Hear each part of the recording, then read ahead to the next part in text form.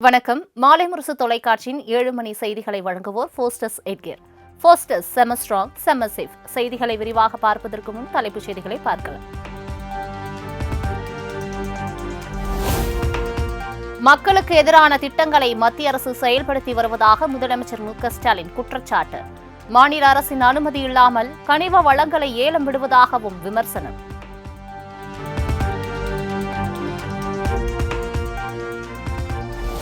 மதுரை அரிட்டாப்பட்டி மக்களுக்கு எப்போதும் துணை நிற்போம். நான் முதலமைச்சராக இருக்கும் வரை டங்ஸ்டன் சுரங்கம் வராது என்றும் முதலமைச்சர் மு.க.ஸ்டாலின் திட்டவட்டம்.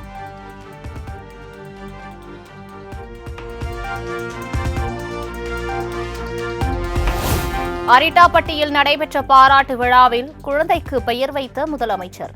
சுரங்கம் ரத்து என்ற வெற்றியை கொண்டாடுவதை நினைவு கூறும் வகையில் வெற்றி என பெயர் சூட்டினார்.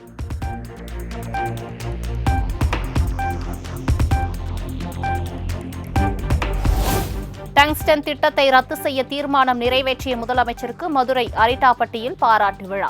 விழாவில் பங்கேற்க வருகை தந்த மு.க.ஸ்டாலினுக்கு வழிநெடுகிலும் உற்சாக வரவேற்பு.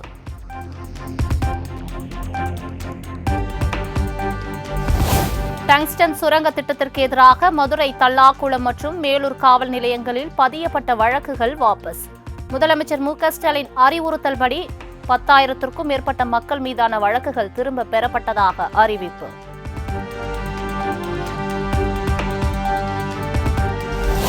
குடியரசு தினத்தை முன்னிட்டு சென்னை ராஜ்பவனில் ஆளுநர் ஆர்.என்.ரவி தேநீர் விருந்து. அதிமுக, பாஜக, தேமுதிக உள்ளிட்ட கட்சி தலைவர்கள் பங்கேற்பு.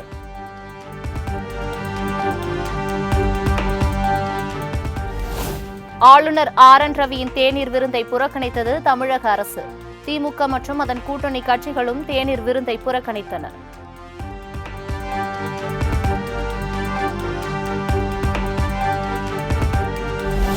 உலக முதலீட்டாளர்கள் மாநாடு வெளிநாடு சுற்றுப்பயணங்களின் மூலம் ஈர்த்த முதலீடுகள் குறித்து வெள்ளை அறிக்கை வெளியிட வேண்டும்.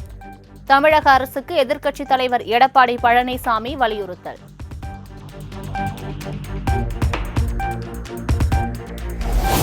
இந்திய அளவில் 2வது பெரிய பொருளாதார மாநிலமாக தமிழ்நாடு வளர்ச்சி பெற்றிருப்பதை அறியாமல் அற்பத்தனமாக அறிக்கை விடுகிறார் இபிஎஸ். டாவோஸ் மாநாட்டில் தமிழ்நாடு தனி முத்திரையை பதித்துள்ளதாகவும் தொழில்துறை அமைச்சர் டி.ஆர்.பி. ராஜா பதிலடி.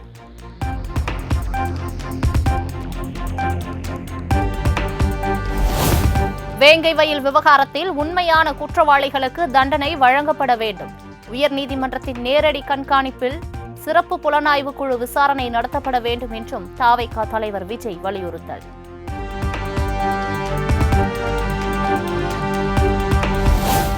வேங்கை வயலில் வீடுகளில் கருப்பு கொடி ஏற்றி கிராம மக்கள் போராட்டம். சிபிசிஐடி தாக்கல் செய்த குற்றப்பத்திரிகையில் பாதிக்கப்பட்ட மக்கள் மீது பழி சுமத்தப்பட்டுள்ளதற்கு கண்டனம்.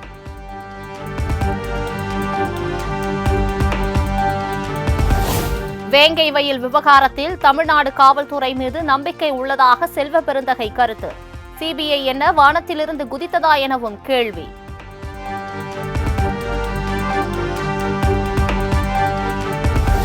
எதற்கெடுத்தாலும் பெரியார் மண் என்கின்றனர். ஆனால் பெரியாரே ஒரு மண்தான். பெரியாரை பற்றி தன்னை விட அதிகம் பேசியவர்கள் அண்ணாவும் கருணாநிதியும் தான் என்றும் சீமான் கடும் விமர்சனம். ஒவ்வொருத்தரும் ஆரம்பம் பெரியார் மண் கோலாதரி வந்துடும். இது என் மண், தமிழ் மண். எங்களுக்கு பெரியார் மண் இல்ல, பெரியாரே ஒரு மண்ணு தான் எங்களுக்கு.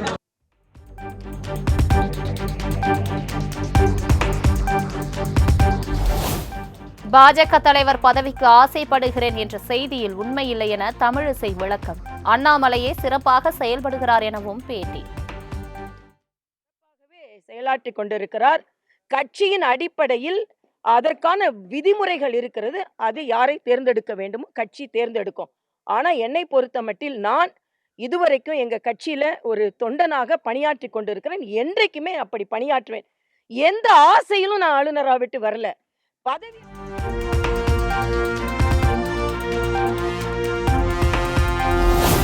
பாஜகவில் யாருடனும் கருத்து வேறுபாடு இல்லை என அண்ணாமலை விளக்கம்.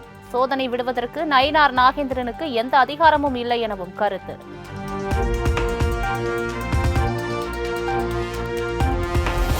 அரசியலில் எம்ஜிஆர் போன்ற ஒரு தலைவர் உருவாக வேண்டும்.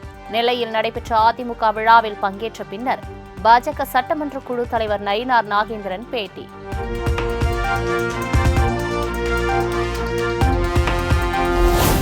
நெல், கரும்பு உள்ளிட்ட விவசாய பொருட்களுக்கு குறைந்தபட்ச ஆதார விலை நிர்ணயிக்க வேண்டும். தமிழகத்தில் பல்வேறு பகுதிகளில் விவசாயிகள் டிராக்டர் பேரணி.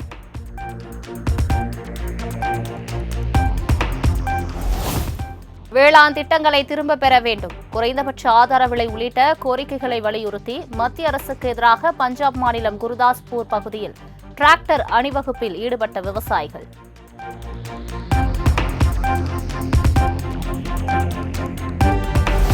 இந்தியா பாகிஸ்தான் வாகா எல்லையில் தேசிய கொடி இறக்கும் நிகழ்ச்சி கோலாகலம். இரு நாட்டு வீரர்களின் மிடுக்கான அணிவகுப்பை கண்டு பார்வையாளர்கள் உற்சாகம்.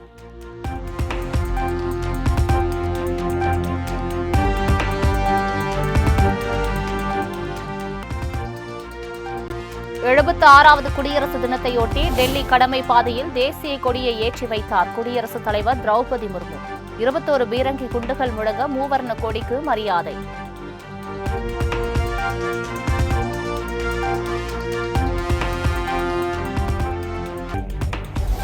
டெல்லி கடமை பாதையில் விமானப்படை ஹெலிகாப்டர்களில் இருந்து பறக்கவிடப்பட்ட மூவர்ண கொடி.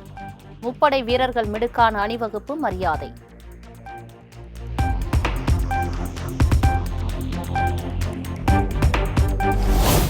எழுபத்தாறாவது குடியரசு தின விழாவில் சிறப்பு விருந்தினராக இந்தோனேஷிய அதிபர் பங்கேற்பு. மத்திய அமைச்சர்கள், எதிர்க்கட்சிகள், எம்பிக்கள் என 10,000 பேர் பங்கேற்பு.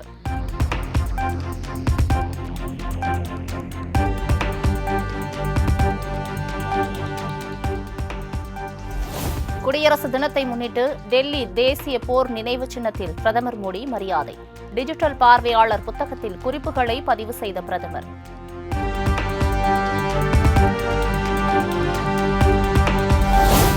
டெல்லி குடியரசு தின விழாவில் முப்படை வீரர்கள் கண்கவர் அணிவகுப்பு. பார்வையாளர்களை மெய் சிலிர்க்க வைத்த மிடுக்கான அணிவகுப்புகள்.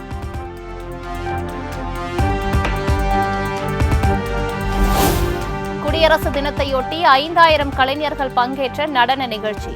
பார்வையாளர்களை கவர்ந்த இளைஞர்களின் சக்தியை பறைசாற்றும் கலை நிகழ்ச்சிகள்.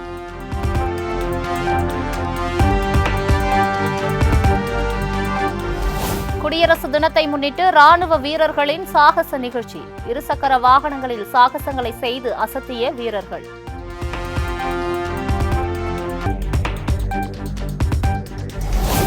குடியரசு தினத்தை முன்னிட்டு வானில் வர்ணஜாலம் காட்டிய விமானங்கள். வானில் குட்டிக்கரணம் போட்டு சாகசம் நிகழ்த்திய விமானங்களை கண்டு மெய் சிலிர்த்த பார்வையாளர்கள்.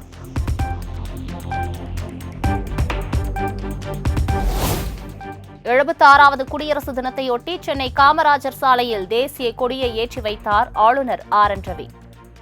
ஹெலிகாப்டர் மூலம் மூவர்ண கொடிக்கு மலர் தூவி மரியாதை.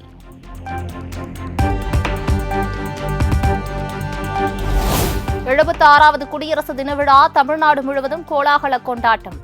தேசிய கொடியை ஏற்றி வைத்து அணிவகுப்பு மரியாதையை ஏற்றுக்கொண்ட மாவட்ட ஆட்சியர்கள்.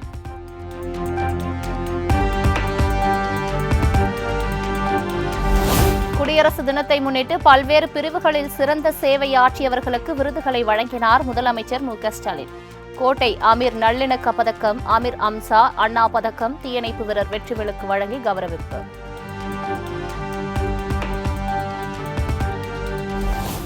நாராயணசாமி நாயுடு நெல் உற்பத்தி திறனுக்கான விருது தேனி மாவட்டம் ரா. முருகவேலுக்கு வழங்கப்பட்டது. சென்னை காமராஜர் சாலையில் வழங்கி கௌரவித்தார் முதலமைச்சர் மு.க.ஸ்டாலின்.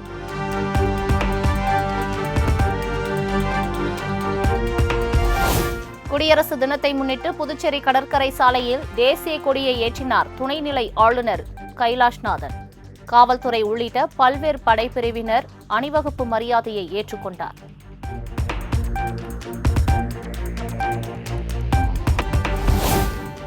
டெல்லி கடமை பாதையில் நடைபெற்ற அணிவகுப்பு மற்றும் வீர சாகசங்கள் உண்மையிலேயே மறக்க முடியாத நினைவுகள். வான்படை, காலாட்படை மற்றும் வீரர்களின் அணிவகுப்பு புகைப்படங்களை வெளியிட்டு நிகழ்ச்சி.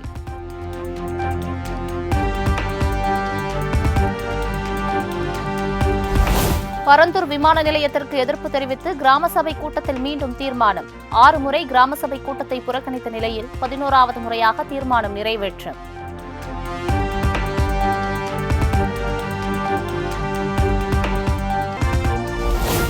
குடியரசு தின விடுமுறையை முன்னிட்டு பழனி முருகன் கோவிலில் குவிந்த ஆயிரக்கணக்கான பக்தர்கள் சுமார் 3 மணி நேரத்திற்கும் மேலாக காத்திருந்து நேர்த்திக்கடன் செலுத்தி சுவாமி தரிசனம்.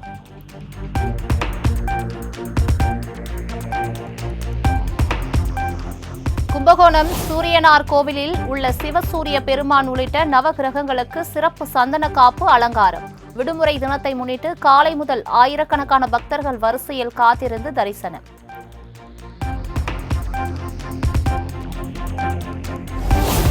டெல்லியில் பாஜக ஆட்சிக்கு வந்தால் இலவச குடிநீர், ஏழை எளிய மக்களுக்கான இலவச மின்சாரம் உள்ளிட்ட திட்டங்கள் ரத்தாகும். மக்கள் பணம் கோடீஸ்வர நண்பர்களுக்கு கடனாக கொடுக்கப்பட்டு பின்னர் தள்ளுபடி செய்யப்படும் என்றும் கெஜ்ரிவால் விமர்சனம்.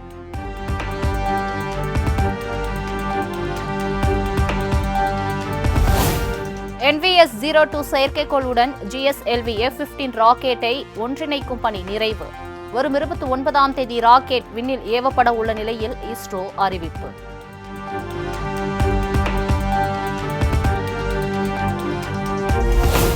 மூன்றாவது T20யில் பங்கேற்க இந்தியா மற்றும் இங்கிலாந்து அணிகள் ராஜகோட்டிற்கு புறப்பட்டனர்.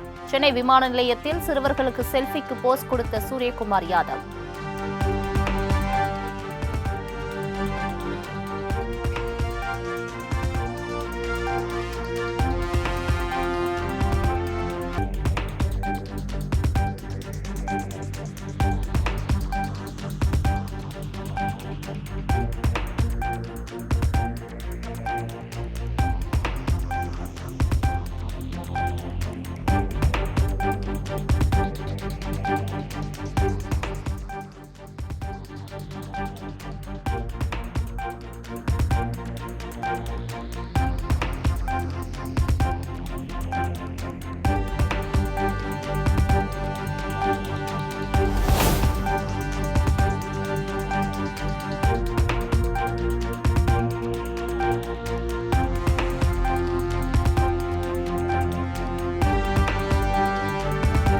பத்மபூஷன் விருது அறிவிக்கப்பட்ட நடிகர் அஜித்குமாருக்கு எதிர்க்கட்சித் தலைவர் EPS வாழ்த்து. பாமக தலைவர் அன்புமணி, பாஜக நிர்வாகி குஷ்பு உள்ளிட்டோரும் வாழ்த்து.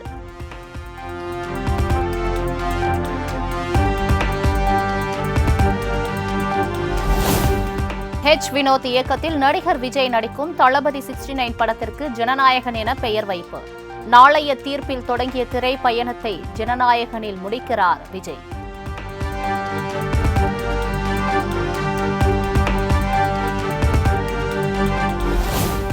நான் ஆணையிட்டால் கையில் சாட்டையுடன் விஜய் இருக்கும் ஜனநாயகன் படத்தின் 2வது லுக் வெளியானது. அடுத்தடுத்து அப்டேட்களால் விஜய் ரசிகர்கள் உற்சாகம்.